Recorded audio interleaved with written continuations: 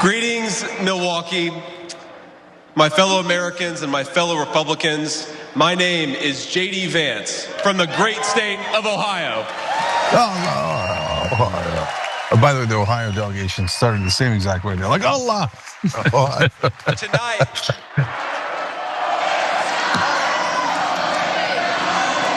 O-H-I-O, O-H-I-O. You guys, we're gonna chill with the Ohio love. We gotta win Michigan too here, so. N-E-W-J-E-R-S-E-Y.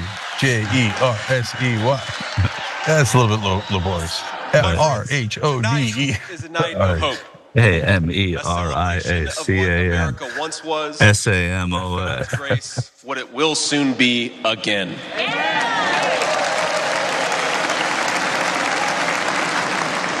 And it is a reminder of the sacred duty we have to preserve the American experiment, to choose a new path for our children and grandchildren. But as we meet tonight, we cannot forget that this evening could have been so much different. Instead of a day of celebration, this could have been a day of heartache and mourning. For the last 8 years, President Trump has given everything he has to fight for the people of our country.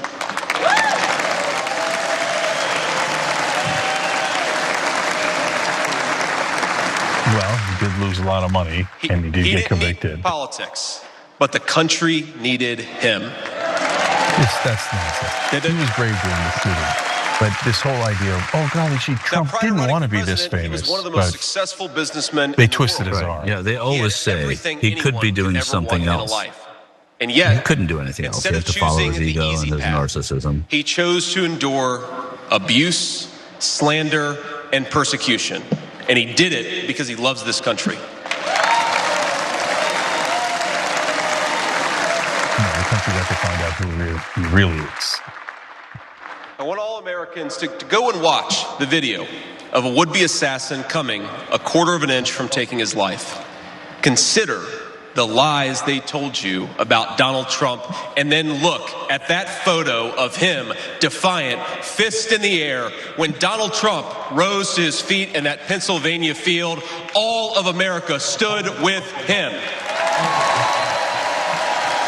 Yeah, but those two things are not logically connected. It's true, he was brave, and America did stand with him.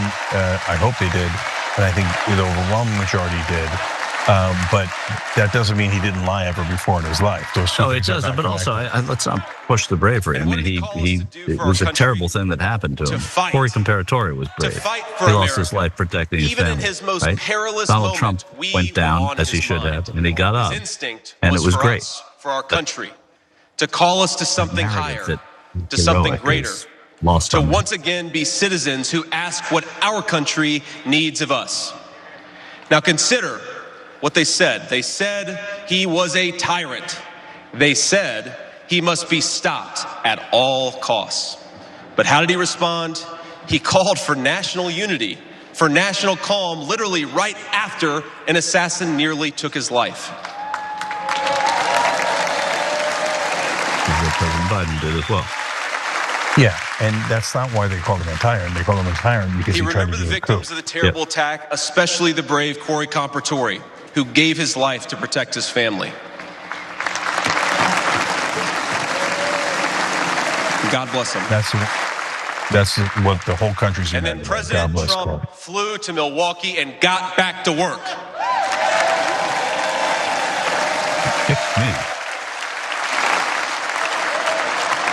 Now that's the man I've gotten to know personally over the last few years.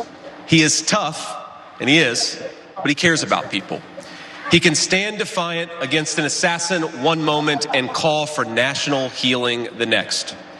He is a beloved every candidate would have done. And grandfather, and of course, a once-in-a-generation business leader. He's the man who is feared by America's adversaries, but 2 nights ago, and I'll share a moment, said goodnight to his 2 boys, told them he loved them, and made sure to give each of them a kiss on the cheek. And I will say, Don and Eric squirmed the same way my 4-year-old does when his daddy tries to give him a kiss on the cheek. Sorry, guys. Yeah, and they did that because they were advocating for J.D. Vance, and he picked J.D. Vance. Once and future President of the United States of America. But I get it. Of course, they're going to use the story of the assassination attempt to set him up as this heroic figure, and hence cleanse him of all of the things he has done in the past. But the reality is, he could have been great that day, but still lived the life that he lived earlier. I want to respond to his call for unity myself. We have a big tent in this party on everything from national security to economic policy. But my message to you, my fellow Republicans, is we love this country and we are united to win. Anybody think the Republicans are not united? No, but I've never been to a convention, even with Ted Cruz in 2016, where they haven't been united. They by acclamation, that's what I've learned in my time in the United States Senate, where sometimes I persuade my colleagues and sometimes they persuade me. And my message to my fellow Americans, those watching from across the country, is shouldn't we be governed by a party that is unafraid to debate ideas and come to the best solution? That never happens in Congress. I don't know what he's talking about. I'd be shocked if he persuaded any of his colleagues to a single thing, and vice versa. Mitch McConnell, when he was the majority leader, cut off debate on just about everything and wouldn't bring things up. And the open exchange of ideas. It says that he would cancel all protests on college campuses and arrest the protesters. Open to ideas. And I'm overwhelmed with gratitude to say I officially accept your nomination to be Vice President of the United States of America. I'm going to nitpick you, and it's okay. You can criticize me for nitpicking, but they didn't nominate him for anything. Trump did. Well, no, he thanked President Trump for nominating him. I thought and he said, "I accept it. I accept your nomination for." He referenced Trump. Yeah, he referenced. Oh, okay, then my bad. Okay, sorry for nitpicking. No. If I nitpick, you're allowed to double nitpick. Okay, right. And especially to correct. Now, never in my wildest imagination could I have believed that I'd be standing here tonight. Not true. I grew up in Middletown, Ohio. For a long time. Just want to be the nominee. A small town where people spoke their minds, built with their hands, and loved their God, their family, their community, and their country with their whole hearts. But it was also a place that had been cast aside and forgotten by America's ruling class in Washington. When I was in the 4th grade, a career politician by the name of Joe Biden supported NAFTA, a bad trade deal that sent countless good jobs to Mexico. When I was a sophomore in high school, that same career politician named Joe Biden gave China a sweetheart trade deal that destroyed even more good American middle-class manufacturing jobs. When I was a senior in high school, that same Joe Biden supported the disastrous invasion of Iraq, and at each step of the way, in small towns like mine in Ohio or next door in Pennsylvania or Michigan. In states all across our country, jobs were sent overseas and our children were sent to war. And incredible that at a Republican convention, this many years after the invasion of Iraq, you can say it was a disastrous invasion of Iraq. Yeah. The 2004, 2008, Republican conventions were about Iraq and going in and doing the tough right things. Yeah, what I was going to say, Michael, is it was your party that did it. Yeah, of course. Like you were there pretending like the Democrats did it. And God forbid a Democrat supported someone across the party. By the name of Donald J. Trump was right on all of these issues while Biden was wrong. Yeah, Trump made up that he was against the Iraq war. He did make that up, and he didn't have to vote on it. And he would have voted for it if he was a senator. Who would put America first. Unlike the entire Republican Party that loved the Iraq war, supported the Iraq war, created the Iraq war. And other out-of-touch politicians in Washington gave us, our country was flooded with cheap Chinese goods, with cheap foreign labor, and in the decades to come, deadly Chinese fentanyl. Joe Biden screwed up, and my community paid the price. Now, I was lucky. Despite the closing factories and the growing addiction in towns like mine, in my life, I had a guardian angel by my side. She was an old woman who could barely walk, but she was tough as nails. I called her Mamaw, the name we hillbillies gave to our grandmothers. Bill Clinton called his grandmother, by the way. Talked about her all the time. Mamaw raised me as my mother struggled with addiction. Mamaw was in so many ways a woman of contradiction. She loved the Lord, ladies and gentlemen. She was a woman of very deep Christian faith. But she also loved Satan. But she also loved the F word. I'm not kidding. She could make a sailor blush. Now, she once told me, when she found out that I was spending too much time with a local kid who was known for dealing drugs, that if I ever hung out with that kid again, she would run him over with her car. The kid was Joe Biden. That's true. And she said, JD, no one will ever find out about it. He literally just bragged about how his grandmother might have murdered someone. It's gotten away with it. I get it. I appreciate it. I like the story. Now they're cheering Grandma, Mamaw. Now, thanks to that Mamaw. They only cheered that after he threatened murder. Young men my age did in that time of soaring patriotism and love of country. I enlisted in the United States Marines.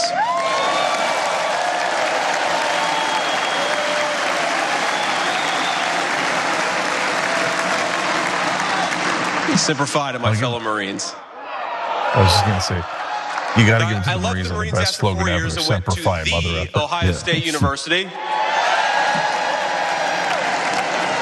Michigan delegation. I'm sorry, Michigan. I had to get that in there. Yeah. Like we don't see it coming. Right.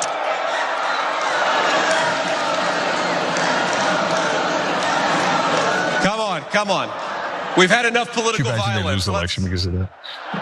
We've had enough political violence. Now, after Ohio State, I went to Yale Law School, where I met my beautiful wife. And then I started businesses to create jobs in the kind of places that I grew up in. Now, my work taught me that there's still so much talent and grit in the American heartland. There really is. But for these places to thrive, my friends, we need a leader who fights for the people who built this country. That's why he made corporations the biggest tax cut in U.S. history. We need a leader who's not in the pocket of big business, but answers to the working man, union and non-union alike. Gave trillions of dollars in tax cuts to corporations and absolutely refused to do any legislation to help unions. And Vance said union or non-union because he does differ from Trump on unions and has in the past. A leader who rejects Joe Biden and Kamala Harris's Green New scam and fights to bring back our great American factories. We need President Donald J. Trump. For the environment, bring back the factories. Yeah. Later, they run a campaign, make the planet exist again. Some people tell me I've lived the American dream, and of course they're right, and I'm so grateful for it. But the American dream that always counted most was not starting a business or becoming a senator or even being here with you fine people, though it's pretty awesome. My most important American dream was becoming a good husband and a good dad, of being able to give.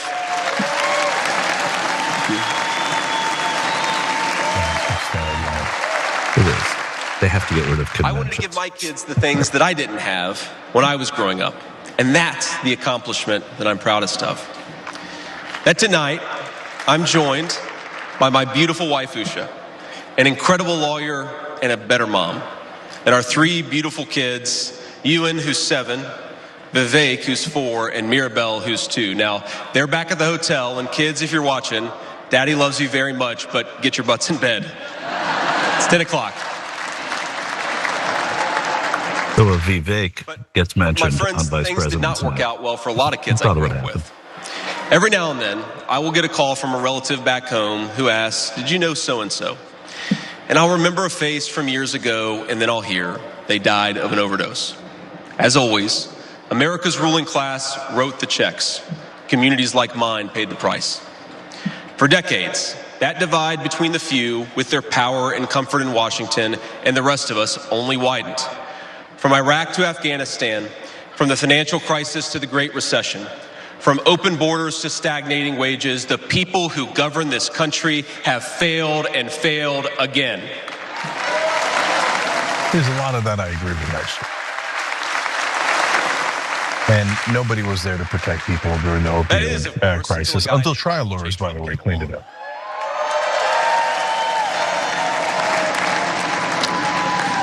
President Trump represents America's last best hope to restore what, if lost, may never be found again. A country where a working class boy born far from the halls of power can stand on this stage as the next vice president of the United States of America. Well, that's also true for all the Democrats. Kamala Harris wasn't born rich, born to a Jamaican and Indian parents, and Joe Biden wasn't born rich. No. So only Joe Biden, only Donald Trump are the top four. Yeah, that's right. And there was one guy who was born spectacularly rich and then blew all his money and bankrupted 6 companies. And taxpayers bailed him out. Watching at home, this moment is not about me, it's about all of us. And it's about who we're fighting for. It's about the auto worker in Michigan wondering why out-of-touch politicians are destroying their jobs. It's about the factory worker in Wisconsin who makes things with their hands and is proud of American craftsmanship. The line is not good because what Biden did with the United Auto Workers and the big three was actually helpful to the workers. In Pennsylvania and Ohio who doesn't understand why Joe Biden is willing to buy energy from tin pot dictators across the world when he could buy it from his own citizens right here in our own country.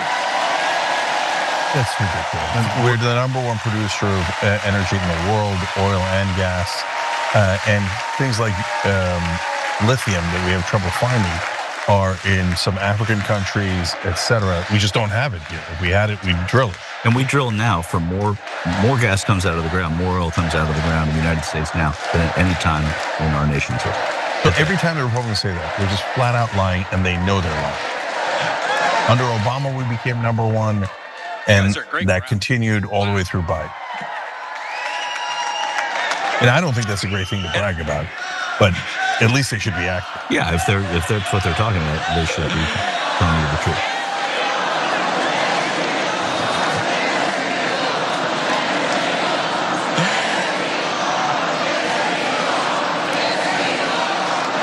I was predicting scintillating. Seriously, in this speech, it hasn't been scintillating yet.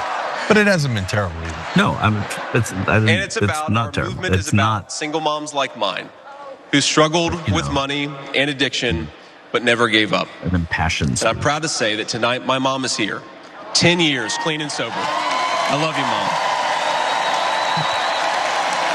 Oh wow, the mom as a redemption arc. Yeah.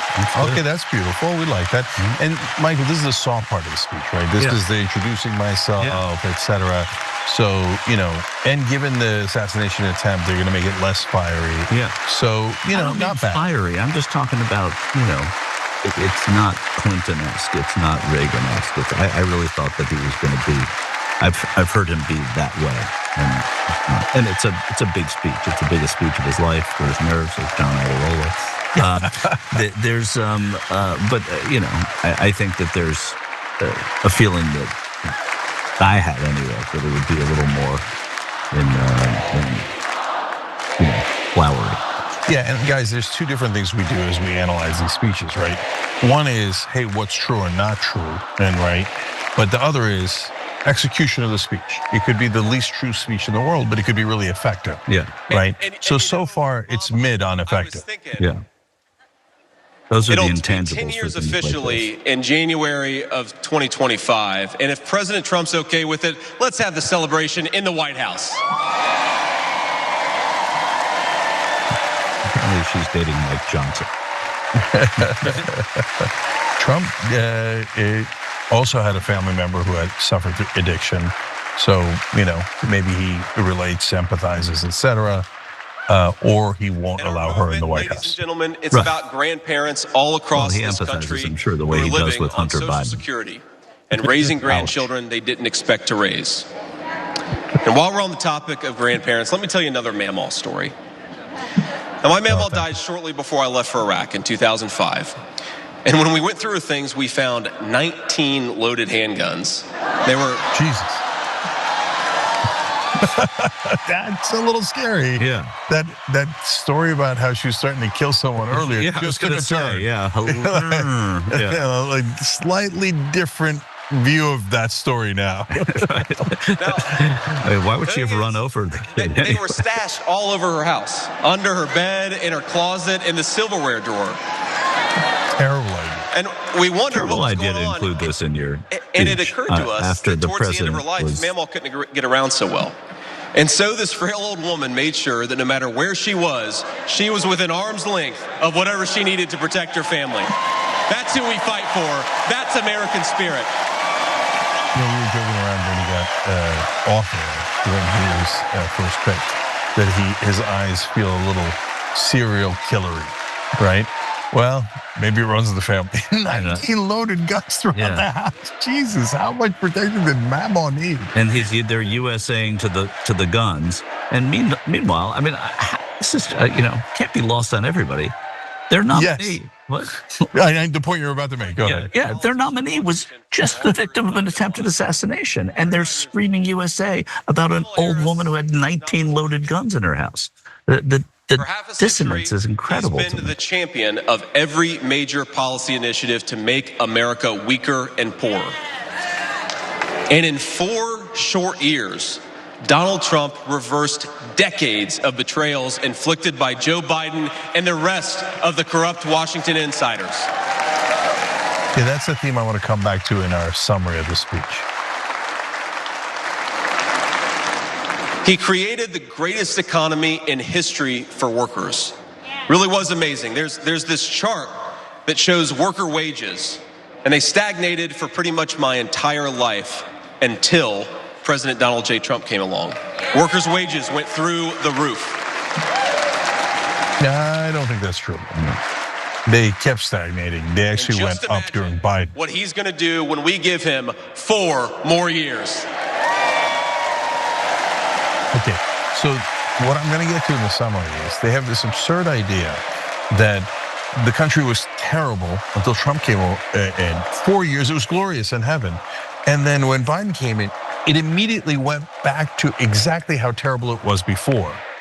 So apparently the things that Trump set in motion really didn't have much longevity. Like this, it's an absurd idea to begin with. Well, it's not true about the Obama years either. I mean, the job growth when they first entered the workforce. But I don't know, this person observed, if I'll ever be able to afford a home.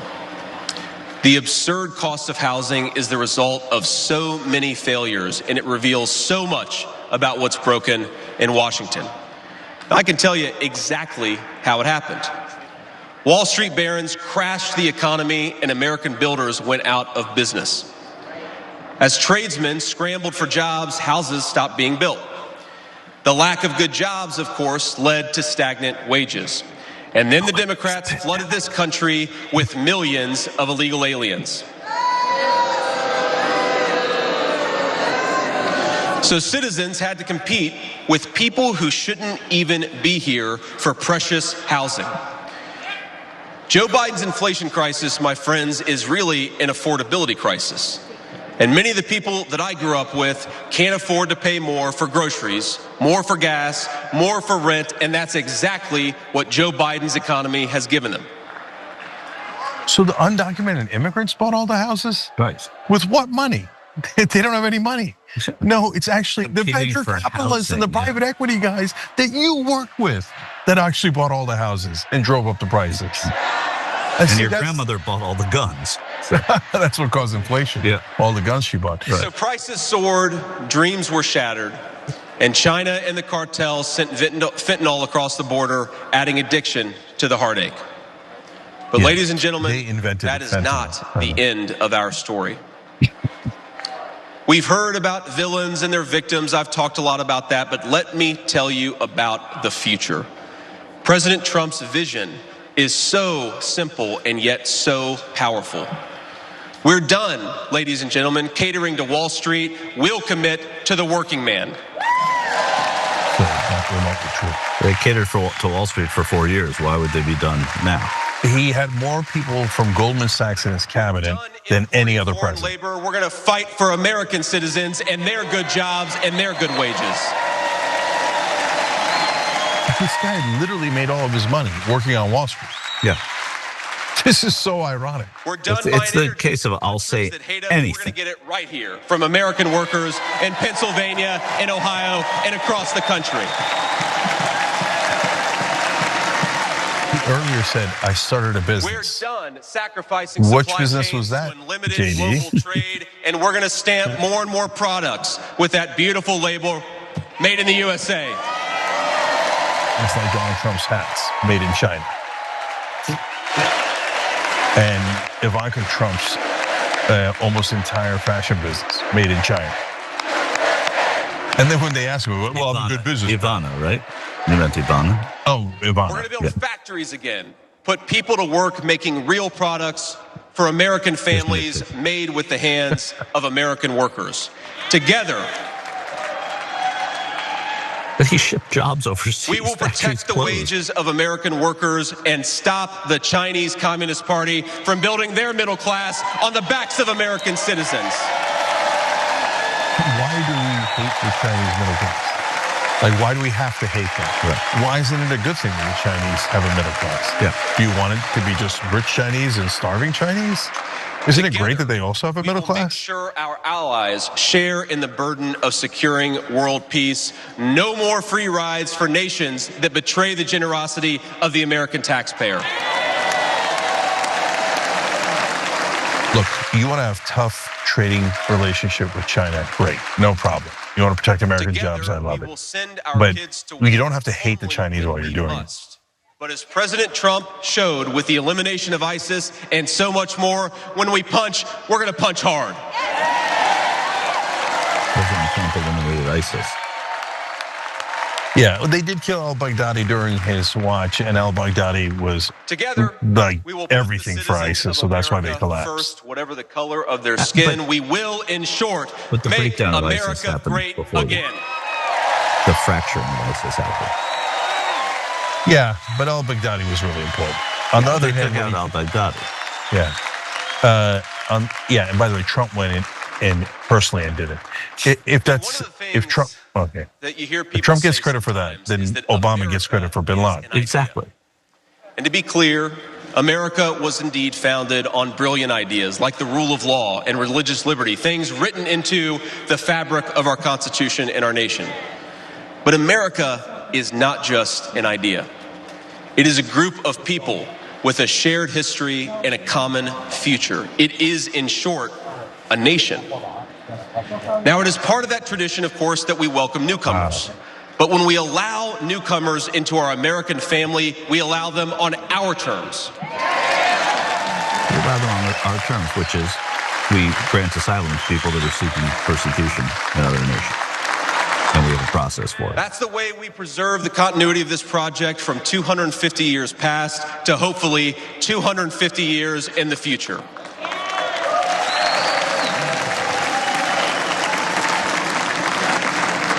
And let me illustrate this with a story, if I may. I'm, of course, married to the daughter of South Asian immigrants to this country. Incredible people.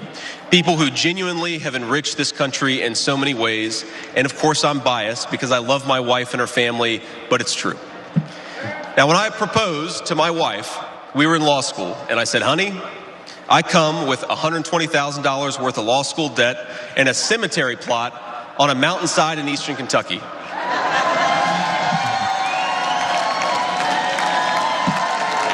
That sounds really romantic. Yeah. The Kentucky delegation going crazy. Cemeteries in Kentucky. And I guess standing here tonight, it's just gotten weirder and weirder. Cemetery. But that's what she was getting. Now, that cemetery plot in eastern Kentucky is near my family's ancestral home. And like a lot of people, we came from the mountains of Appalachia into the factories of Ohio, Pennsylvania, Michigan, and Wisconsin. And all of the other swing states. Right. And Arizona, and Georgia. Nevada, and Georgia. Now that's but Kentucky those 6 states specific. One of the 10.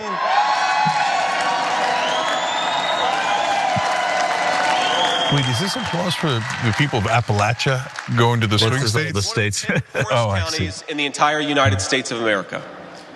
They are very hardworking people, and they're very good people. They're the kind of people who would give you the shirt off their back even if they can't afford enough to eat. And our media calls them privileged and looks down on them. But they love this country, not only because it's a good idea, but because in their bones they know that this is their home. And it will be their children's home, and they would die fighting to protect it. Why do we think they're privileged? Who said they were privileged in Kentucky? I don't know. Or Ohio?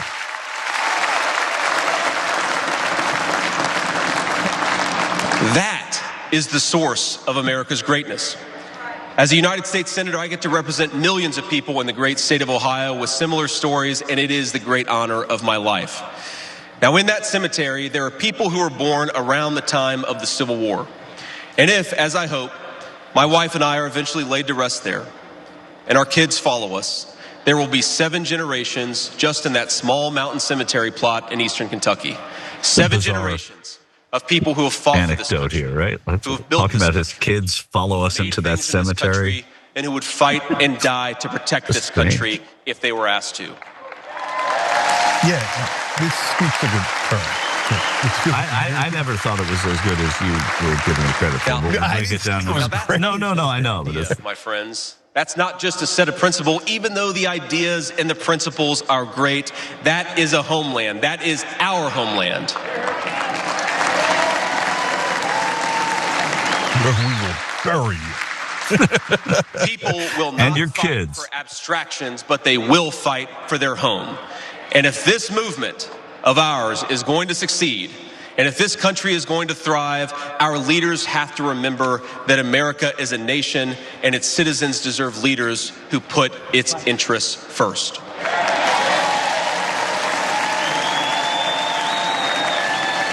Yeah, I'm sorry, but certainly Republicans have not done that. I'm not sure that a lot of Democrats have either. They put their donor interests first. Keep it real. We may disagree from time to time about how best to reinvigorate American industry and renew American family. That's fine. In fact, it's more than fine. It's good. But never forget that the reason why this united Republican Party exists, why we do this, why we care about those great ideas and that great history, is that we want this nation to thrive for centuries to come. The Republicans are the party of big business. They always have been. That's their top priority. The idea that they're like populists who are looking out for these folks has just never been a reality policy. We're back to the cemetery. And when they do, I would like them to know that thanks to the work of this Republican Party, the United States of America is as strong and as proud and as great as ever.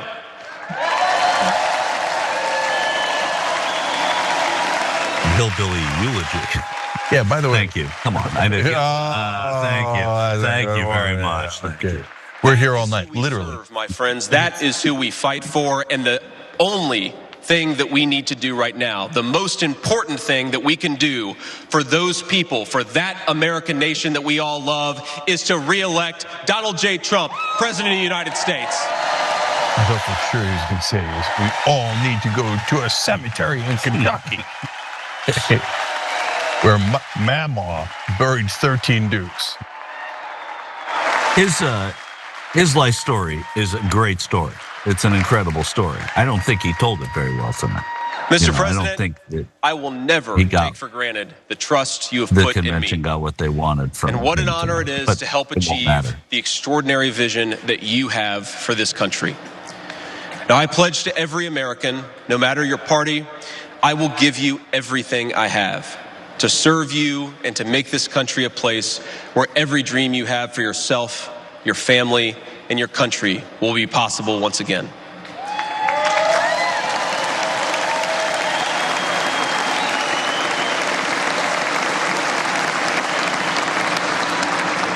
And I promise you one more thing.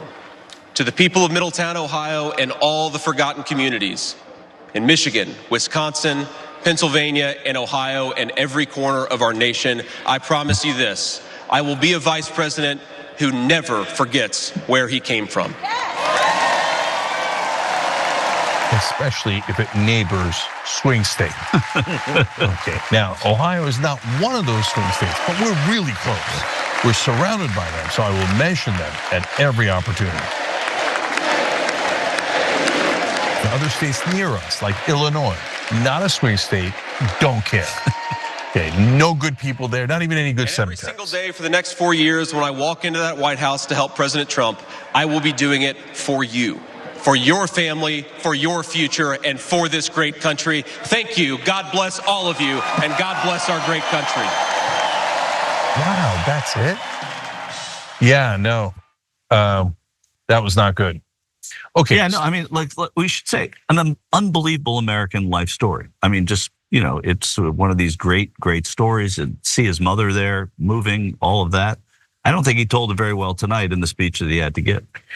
Yeah, so look, JD Vance is a smart guy, and I'm worried about how savvy he is, okay? I'm not worried from a political perspective, oh, that's gonna make it more likely for them to win, etc.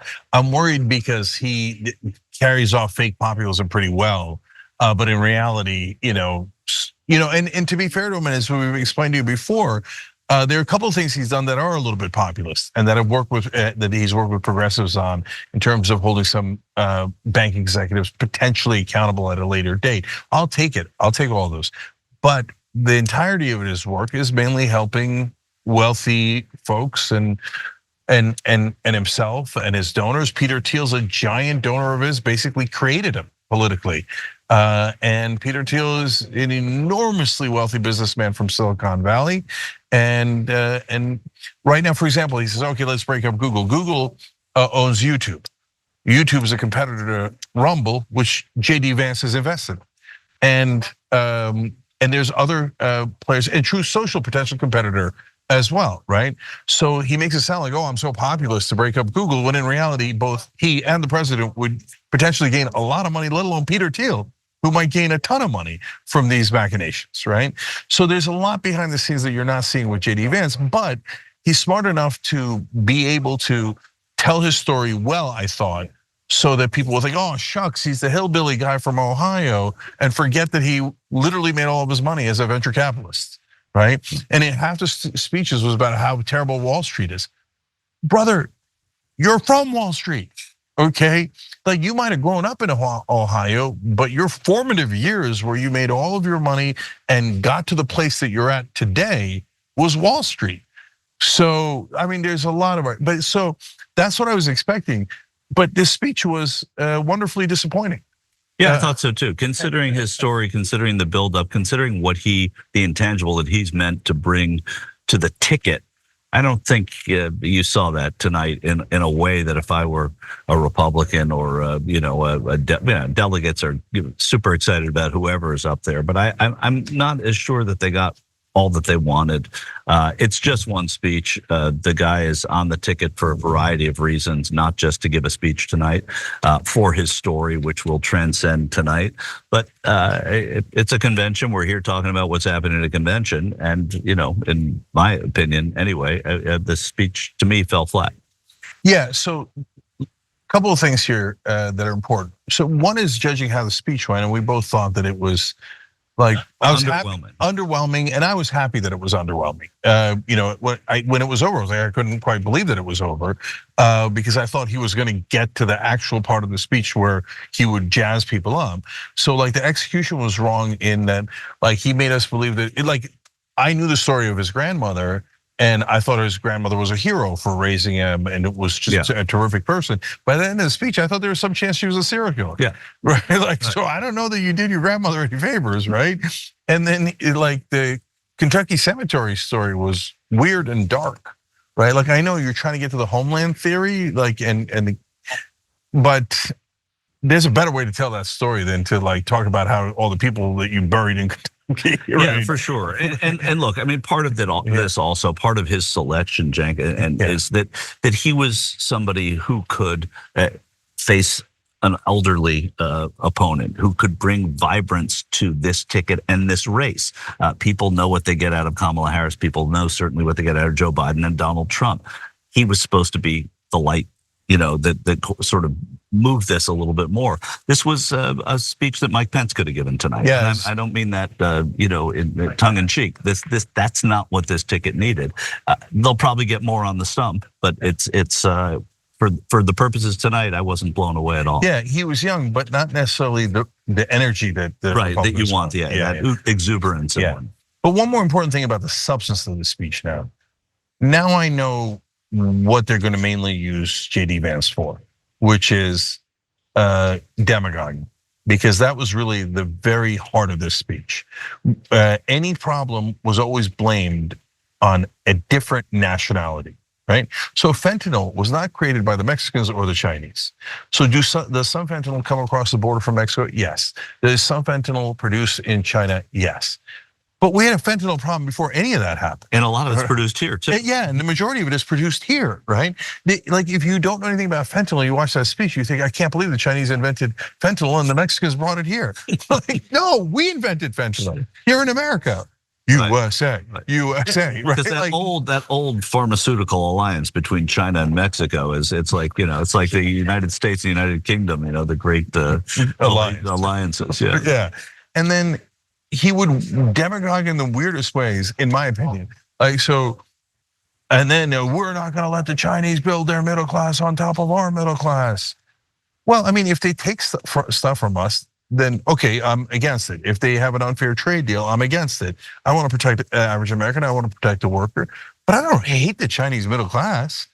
I'm kind of thrilled that the Chinese have a middle class. Sure. And by the way, you know where the factories are going now? To Vietnam and Thailand, because China has a big middle class now. And so you can't produce it as cheap there.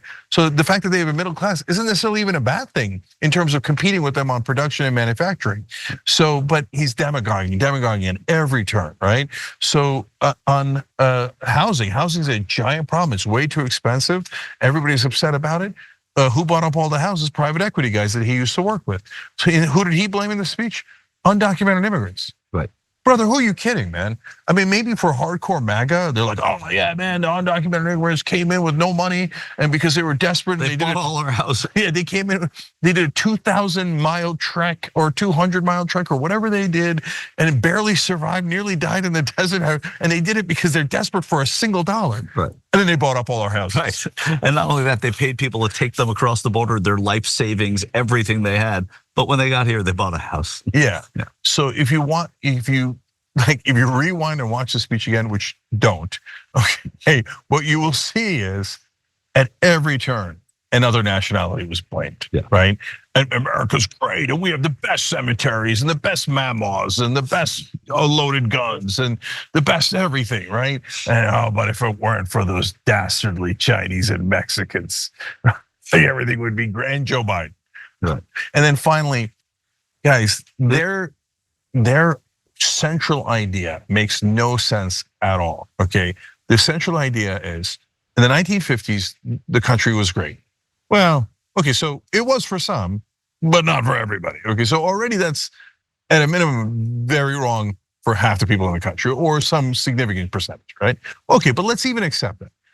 Then for decades, things went terribly wrong, which actually has some truth to it, but he's got the timing wrong. 1938 to 1978 is when we built the greatest middle class the world has ever seen, and things were pretty good in America. 1978 is when things started to diverge. My whole book is about this. Justice is coming. It's the Supreme Court then legalized corporations giving money to politicians, and then things started to diverge. And productivity was sky high, but our wages flatlined for about 50 years straight. And so that was actually terrible, right? So they take that idea and they go, well, we're gonna make America great again, Trump said the first time. So in their fantasy world, America's devolving, but then Trump magically turned around the first day he got into office, and we had 4 years of heaven, and Trump set us up for incredible success for the rest of history.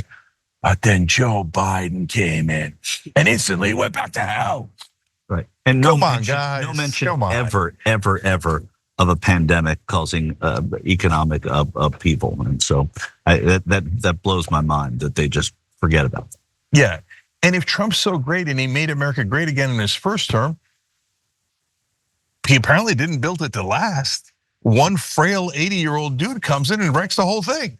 So let's say that we elect him and he makes America great again, okay? Well, then the next Joe Biden can just end it in 2 days. So then what the hell do we do that for? But my point is, it's absurd. Of course, that's not what happened, right? And yes, Joe Biden didn't create twice as many jobs as Trump, and there were economic facts in the speech that were just flat out wrong. But overall, there wasn't that many facts wrong, partly because Trump didn't deliver it, and partly because there weren't that many facts to begin with in the speech. It was kind of an empty, fluffy speech. So I'm pretty happy about it. And I can't wait for our new vice president on the Democratic side to take this guy on in a debate, whoever that person might be. Thanks for watching the Young Turks, really appreciate it. Another way to show support is through YouTube memberships. You'll get to interact with us more. There's live chat emojis, badges. You've got emojis of me, Anna, John, JR. So those are super fun. But you also get playback of our exclusive member-only shows and specials right after they air. So all of that, all you gotta do is click that join button right underneath the video. Thank you.